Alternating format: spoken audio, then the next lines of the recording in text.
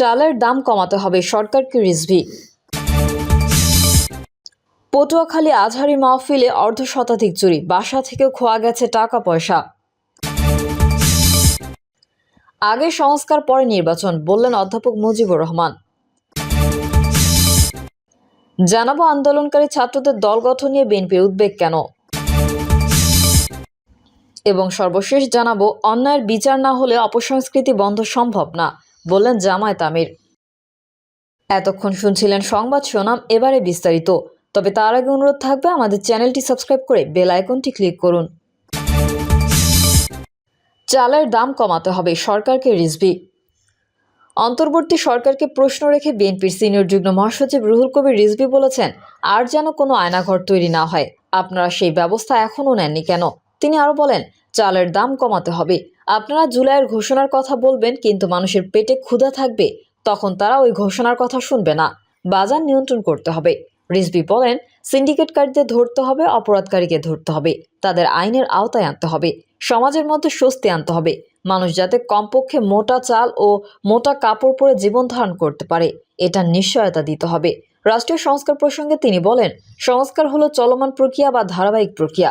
আইন শৃঙ্খলা বাহিনীকে সংস্কার করতে হবে, পুলিশকে নতুন করে ঢেলে সাজাতে হবে, তাহলে আসল সংস্কার হবে। আদালত স্বাধীনভাবে চলবে। পটুয়াখালী আজহারির মাহফিলে অর্ধশতাধিক চুরি, বাসা থেকেও খোয়া গেছে টাকা পয়সা। পটুয়াখালীতে ডক্টর মিজানুর রহমান আজহারির মাহফিলে এসে স্বর্ণালংকার ফোনসহ মূল্যবান জিনিসপত্র খুঁয়েছেন অনেকে। সবচেয়ে বেশি চুরি হয়েছে মোবাইল ফোন। বাসাবাড়িতেও চুরির ঘটনা ঘটেছে। এই ঘটনায় 2 নারীসহ 6 জনকে আটক করেছে পুলিশ।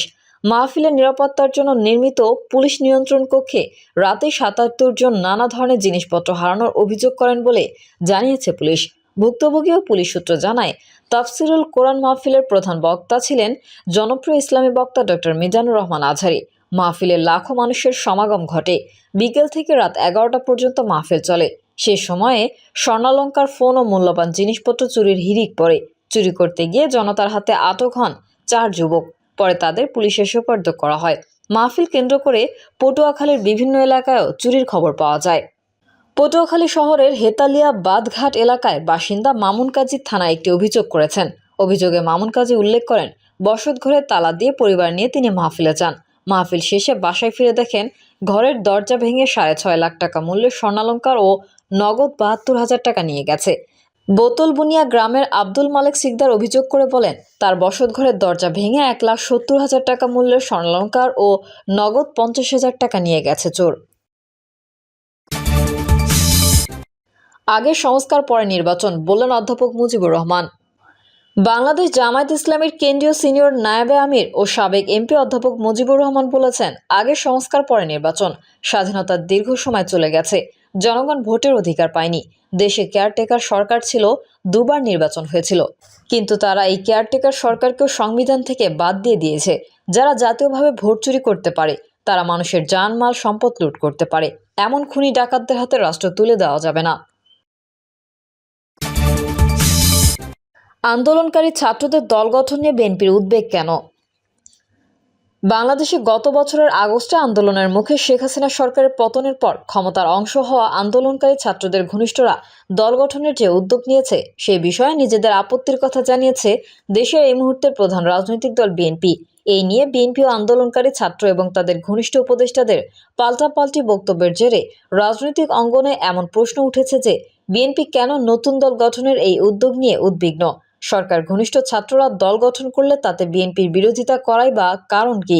বিএনপির জাতীয় স্থায়ী কমিটির সদস্য ডক্টর খন্দকার মোশাররফ হোসেন এবং ইকবাল হাসান মাহমুদ টুকু দুজনেই বলেছেন, নতুন দল গঠনকে বিএনপি ভয় পাচ্ছে না, তবে অন্তর্বর্তী সরকার নিরপেক্ষ সরকার হিসেবে সামনে নির্বাচন আয়োজন করবে। এখন কেউ ক্ষমতায় থেকে দল গঠন করলে সেটি আর নিরপেক্ষ থাকবে না। এজন্যই ক্ষমতায় থেকে দল গঠন বা নির্বাচনের পক্ষে আমরা নই বলছেন তারা।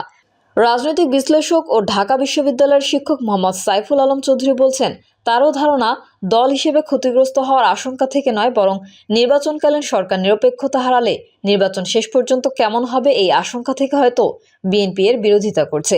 বিএনপি একটি উত্থান পতনের মধ্যে দিয়ে এখানে এসেছে। 2007 সালে বিএনপি ভেঙে কিংস পার্টি গঠনের চেষ্টা দলটি সামাল দিয়েছে। তবে তাদের মধ্যে এই ভয় কাজ করতে পারে যে সরকারের কারো দল থাকলে নির্বাচন সেই দল বিশেষ সুবিধা পেতে পারে।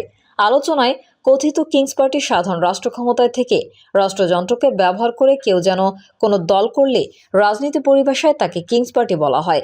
সাবেক রাষ্ট্রপতি জিয়াউর রহমান ক্ষমতায় থেকেই বিএনপি ও আরেক সাবেক রাষ্ট্রপতি এইচ.এম. এরশাদ জাতীয় পার্টি গঠন করেছিলেন।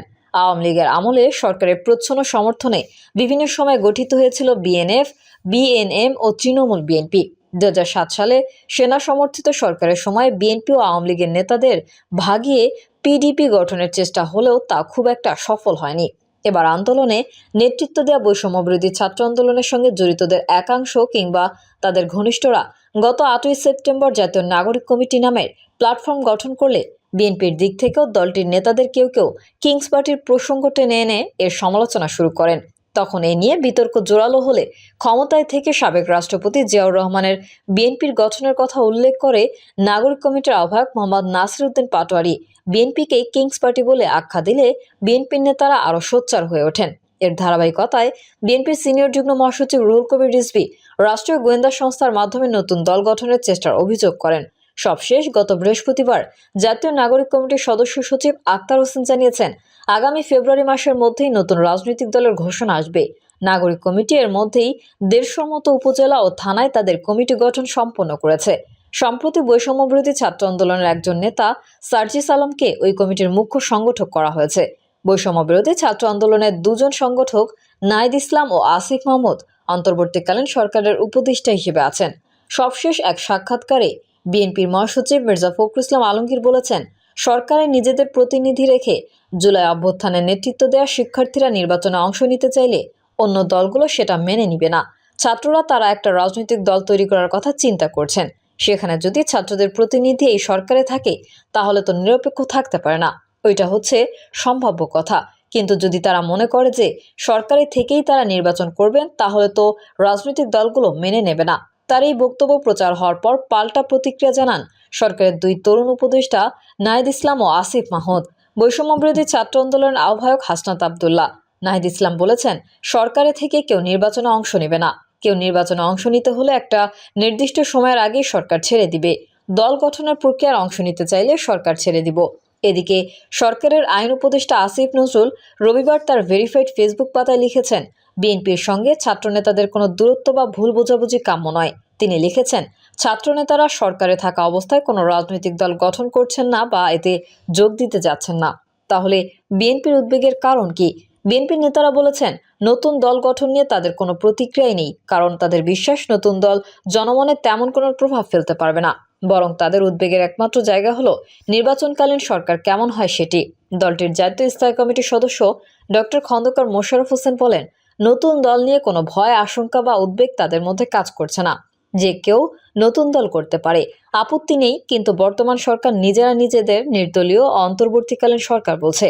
এখন এই সরকারের পৃষ্ঠপোষকতায় দল হলে সরকার নিরপেক্ষতা হারাবে, যেটা দেশ ও জনগণের জন্য ভালো হবে না। তার মতে অন্তর্বর্তী সরকার বলেছে, নির্বাচনের মাধ্যমে জনগণের অধিকার তারা জনগণের কাছে ফিরিয়ে দিবে। ফলে নির্বাচনে যাতে জনগণ স্বাধীনভাবে ভোট দিতে পারে সেটি নিশ্চিত করার দায়িত্ব তাদের। কিন্তু ক্ষমতায় থেকে কেউ যদি নির্বাচন করে তাহলে সেই নির্বাচন যে নিরপেক্ষ হয় না সেটা তো শেখ হাসিনা প্রমাণ করেছেন বারবার। তিনি গায়ের জোরে নির্বাচন করতে চেয়েছেন বলেই তাদের আজ এই পরিণতি। এজন্যই আমরা কারো ক্ষমতায় থেকে বা ক্ষমতার অংশীদার থেকে দল করা বা নির্বাচন করাকে সমর্থন করছি না। দলের স্থায়ী কমিটির আরেকজন সদস্য ইকবাল হাসান মাহমুদ টুকু বলেন, ছাত্র উপদেষ্টারা পদ ছেড়ে দল বা নির্বাচন করলে বিএনপির আপত্তি থাকবে না। তারা বিএনপিকে উদ্দেশ্য করে অনেক কথা বলেছে, কিন্তু বিএনপি বড় দল, তাই সব বিষয়ে কথা হয়তো বলছি না। তবে এটা নৈতিকতার বিষয়। ক্ষমতায় থেকে দল করা কিংবা নির্বাচন করার চিন্তা করা অনৈতিক। প্রিয় দর্শক, এই ছিল এখনকার সর্বশেষ সংবাদ। আপডেট সংবাদ পেতে চ্যানেলটি সাবস্ক্রাইব করে বেল আইকনটি ক্লিক করুন। কমেন্টে আপনার মতামত জানিয়ে আমাদের সাথেই থাকুন। ধন্যবাদ সবাইকে। আল্লাহ হাফেজ।